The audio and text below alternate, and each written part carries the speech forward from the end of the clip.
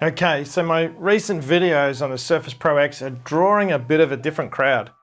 Turns out that there's a thing called a keyboard warrior, and they're like murder hornets that are swarming. I guess they stumbled on my videos because of the new Apple Macs with ARM processors.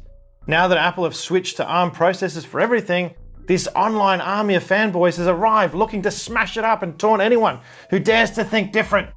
Microsoft launched the Surface Pro X last year with an ARM processor. Macs have an ARM processor. Surface Pro X has an ARM processor. Obvious comparison point. Game on, right? Microsoft could have done me a huge favor and just made a bog standard boring laptop with an ARM processor in it. That way I wouldn't have been making videos about it and I could have dodged this bullet altogether. No, really, I am glad that Microsoft decided to make the Surface Pro X with an ARM processor because it's really well suited to such a thin, lightweight device that can be used as a laptop and a creativity device. But for anyone hoping to get an Apple M1 versus Microsoft SQ2 Smackdown from this channel, well, I'm sorry, but you're in the wrong place.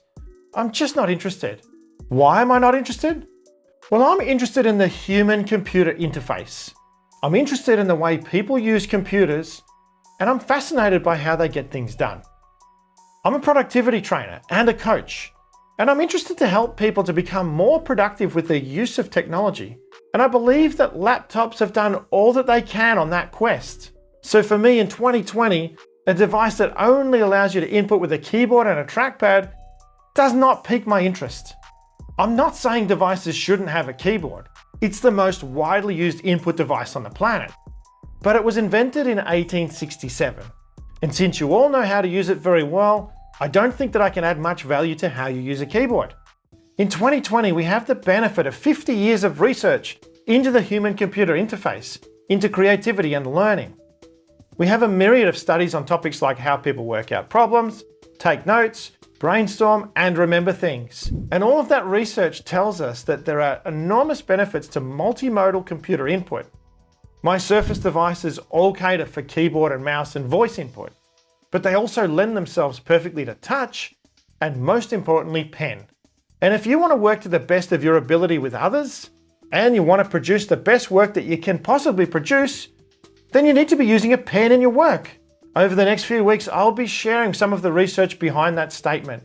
Now, Apple have no doubt done an incredible job of producing their own processors. And I'm really glad to see companies like Apple and AMD bringing competition to the market that's been dominated by Intel for far too long. Like Microsoft was 20 years ago, Intel got a bit fat and lazy, and I think that they need to experience a little bit of pain in order to return to their best. And the Surface Pro X and Windows 10 on ARM have already benefited from the Apple Mac switch to the ARM processor, which is great. Over the next few years, Apple users will be upgrading to these new ARM-based Macs in the millions. On the other hand, Windows on ARM is still very niche. By far the majority of the billion Windows 10 users will stay on Intel. But thanks to the mass market that Apple brings with it to ARM, we're already seeing apps that were developed for ARM processors arrive natively on the Surface Pro X, like Photoshop. I know that people get excited over benchmarks and numbers, speeds and feeds, and wars between brands. There are certain demographics that just live for this stuff. If you're a male geek between say 10 and 35, well, you probably already visited a video like this one to leave an ego-stroking burn one way or another. You want to be able to say that this beats that, and you want to know that the Apple M1 processor can do something milliseconds faster than the SQ2 processor can. Let me put your ego at ease, it does. Woohoo. But for everyone else, a better question to ponder is why don't Apple make a two-in-one device? Because research tells us that we need to move beyond mouse and keyboard, and Apple certainly aren't doing that with the Mac. The answer to that question lies in the business model of the company. I think it's really important for people to understand the business model of each company that they deal with in the tech world. I mean, it's well known that Facebook and Google generate the majority of their profit by selling your data to advertisers. That's a fact that more and more people are becoming mindful of. You might think that Amazon, one of the largest tech companies in the world, makes the majority of its profit from getting that package to your doorstep with head-spinning efficiency and brilliant customer service. But over half of its profit is generated out of view by its cloud infrastructure service, AWS. Amazon makes profit from selling its platform, selling amazing supercomputing power to small and large companies alike. Microsoft is Amazon's only real competitor in that space, by the way.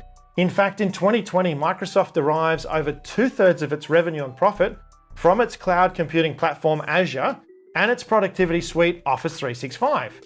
Sure, Microsoft plays in hardware with Xbox and Surface, but these are sideshows in the context of a business like Microsoft, like G Suite is to Google. Microsoft's mission statement is to empower every person and every organization on the planet to achieve more. This matters to me and my organization, and I believe that among other things, pen computing is one of the keys to achieving more. Surface Pro is the hardware manifestation of this mission. So what about Apple? Where does Apple make its money?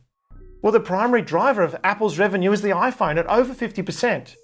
And the majority of its income is derived from selling devices like phones, iPads, wearables, Macs. If Apple sold a device that could be both a laptop and a tablet, it simply wipes out a major revenue stream for the company, which is the iPad. And interestingly, that generated around the same revenue as the Mac last year. Now, Apple is working hard to pivot towards services like Amazon and Microsoft with recurring and predictable revenue streams.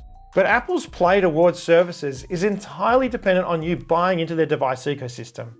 You buy an iPhone, you get the watch, you get an iPad, you get the TV, and then you get the Mac.